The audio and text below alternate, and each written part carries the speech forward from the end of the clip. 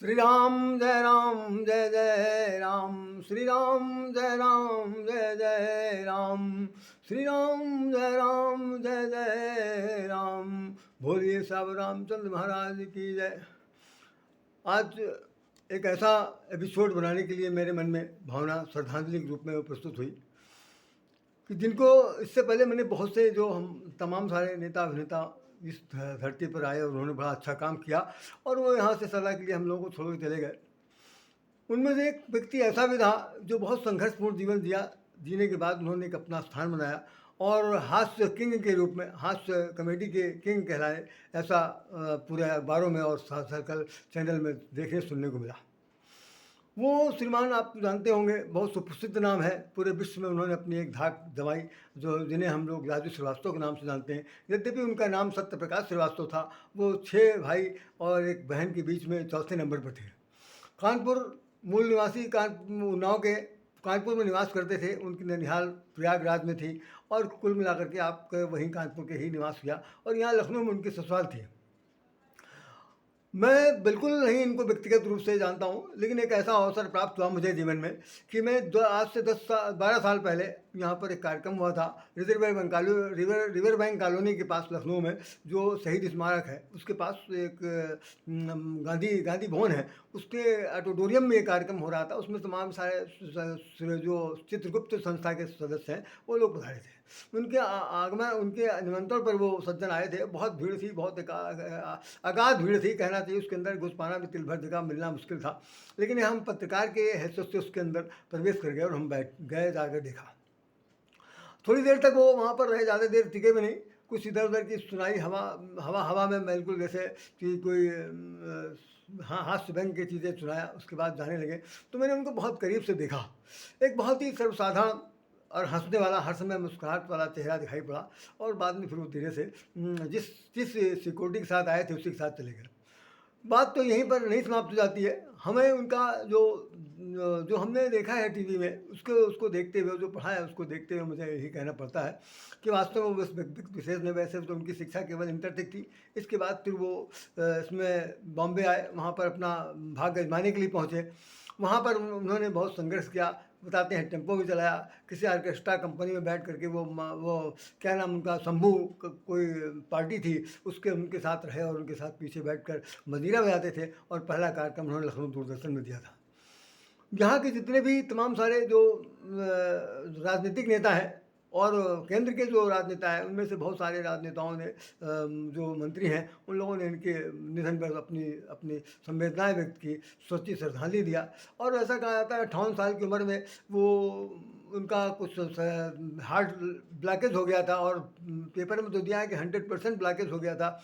जिस वक्त वो अपना एक्सरसाइज कर रहे थे उसी समय उनका हार्ट अटैक हुआ और वो गिर पड़े। उनके मस्तिष्क में जो चोट आई वो क्लॉटिंग जम गई, जिसका कि समाधान नहीं हो पाया और वो 42 दिन तक कोमा में पड़े रहे। जीवन मृत्यु से संघर्ष किया।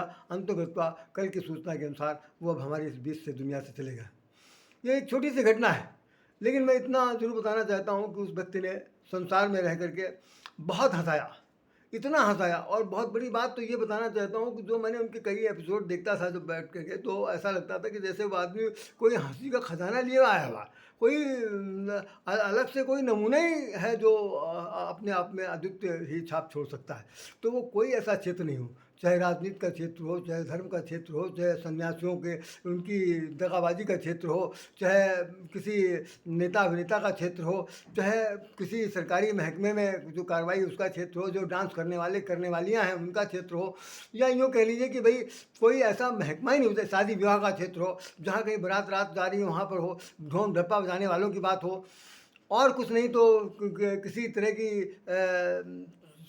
क्या कहना चाहिए, किसी आयोजन में पहुँचे हैं तो वहाँ पर क्या हो रहा है, उन लोगों ने कैसे क्या किया, साथ साथ बोली कैसे बोलते थे, इन सब चीज़ों को उन्होंने इस तरह से ढाला, इस तरह से उसको एक कहना चाहिए कि सीरियलबद्ध, क्रमबद्ध कर लिया। और क्रमबद्ध करके जिस वक्त उसकी प्रस्तुति देते थे तो लगता था कि वो जीवंत हो जाता था। ये बहुत बड़ी बात है।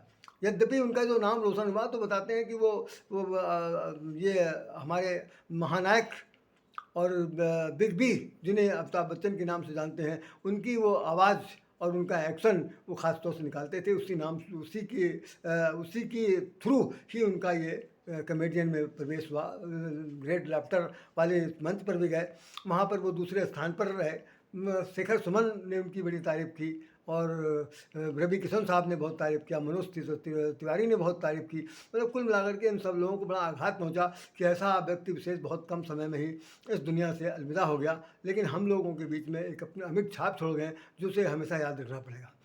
अब उस विधा को इतनी आसानी से लोग नहीं चला सकते और ज़्यादातर लोग हंसी हंसाक करने वाले बहुत फुहड़ तरीके के काम करते हैं। अच्छा, उन्होंने कई बार टीवी वालों पर भी छींटाकशी की।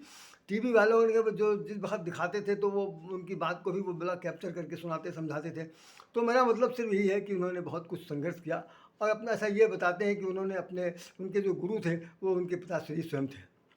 पिताजी ही हास्य व्यंग कवि थे। उनको बलई बलई काका के नाम से उन्होंने बहुत सारी गीत कविताएँ लिखते थे। जैसे हमारे उन्नाव के रहने वाले थे रमई काका, तो रमई काका के नाम से उन्होंने उसके ही पैटर्न पर एक नाम रख लिया बलई काका, और बलई काका के नाम से वो अखबारों में छपा करते थे। हालांकि मैंने उनका कोई ऐसा गीत वीत नहीं सुना समझा, लेकिन हो सकता है बहुत पुराने ज़माने के हों, अब दिवंगत हो गए हों, क्योंकि 58 साल का जब लड़का ये जा रहा अभी चौथे नंबर का, तो निश्चित रूप से वो बहुत अवस्था वाले होंगे। अब हमारे बीच उनका नहीं है।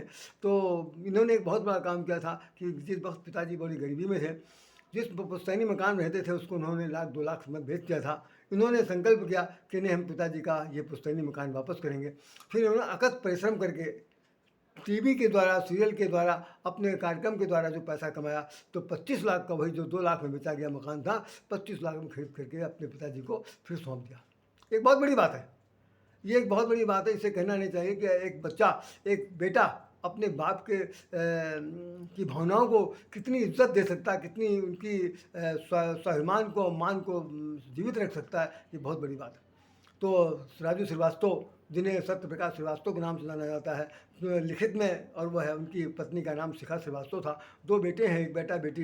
इन सब लोगों के बीच को छोड़कर उनका चला जाना थोड़ा सा सबको दुखदायी रहा। हमने उनके लिए एक श्रद्धांजलि गीत भी लिखा था और अपने सभी शेयर करने वाले लोगों को भेजा है।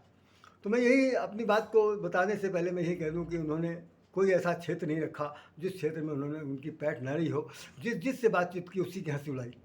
हंसी क्या उड़ाई, मतलब उसके ऊपर बैंक किया और उस बैंक को इतना सटीक बैठता था कि आदमी जैसे होता नहीं कि जबरा मारे रोए न दें, बहुत ही चुटकी काट दिया। उसके बाद यह है कि आपको हंसना ही पड़ेगा।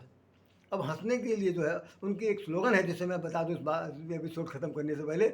उन्होंने कहा कि भाई देखो, इस दुनिया में जितने भी लोग हैं, अभी मेरे पास एक एपिसोड एक भेजा है किसी से वीडियो, उन सज्जन का मैं नमस्कार शुक्रिया गुजार हूँ। उन्होंने कहा कि राजू श्रीवास्तव कहते हैं कि संसार में आपसे ज़्यादा भी बहुत से लोग दुखी हैं।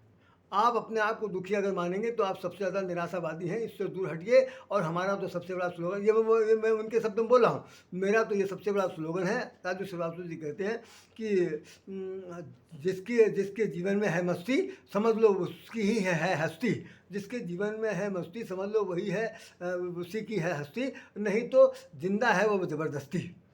तो मतलब हस्ती और मस्ती, साथ साथ जिंदा है ज़बरदस्ती, ये तीनों चीज़ें बड़ी मूल्यवान, बहुत ही वैल्यूड बात कही गई कि पहली चीज़ तो आप अपनी ज़िंदगी में मस्त रहिए, जैसी भी स्थिति है, जहाँ भी राखीराम वहीं भी रहिए। एक अच्छा सा ये संदेश दे दिया उन्होंने कि जिसके पास है मस्ती, समझ लो वही है उसकी हस्ती, और नहीं तो ज़बरदस्ती है, जिंदा है वो ज़बरदस्ती।